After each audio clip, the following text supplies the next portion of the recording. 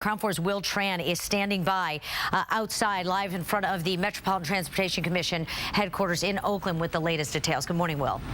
Good morning, Daria. Officials are starting to show up, and it should begin in about 25 minutes from now. But nice enough to stop by to talk to us before he heads into the meeting is John Goodwin with the MTC. Sir, do you think, I guess the big question is, will you think the bridge will be open in time for Labor Day? At first you said yes, or at least the agency said yes, and then it was changed to in jeopardy. If you had to bet, yes or no? If I had to bet, I'd bet yes. But in any case, I think it's going to be a real near thing. It's going to be close and down to the wire either way. You guys are having these meetings basically every 2 weeks. New revelations each time. Are you surprised each time new causes and problems come out? Well, we're doing these meetings every 2 weeks because this is an opportunity to update the public and the members of the commission on an ongoing investigation. And the investigation is ongoing. That investigation involves not only determining the causes of the hydrogen embrittlement of the 96 connecting rods that were manufactured in 2008, but also to look at the alternatives for fixing that problem. There are several alternatives that are under evaluation right now, so we get an update on those alternatives.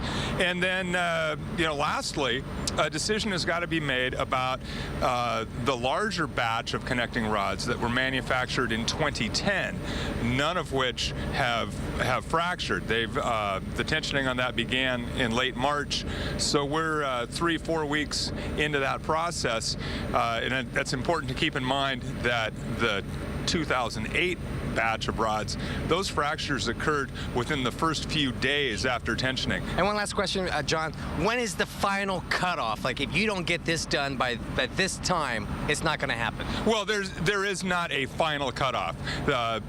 Whatever alternative is selected, it has to provide the same level of seismic performance that all the rest of the bridge is designed for. The bearings and the shear keys that are connected to the bridge itself with these rods, they have to be able to perform. So whatever fix is ultimately selected has got to deliver the seismic performance that these components are designed to deliver. Okay, thank you so much, John. I'll see you inside. Right. And you just heard him say if he had to bet, he thinks it's going to make it for Labor Day weekend. I guess 2 words I could pass along.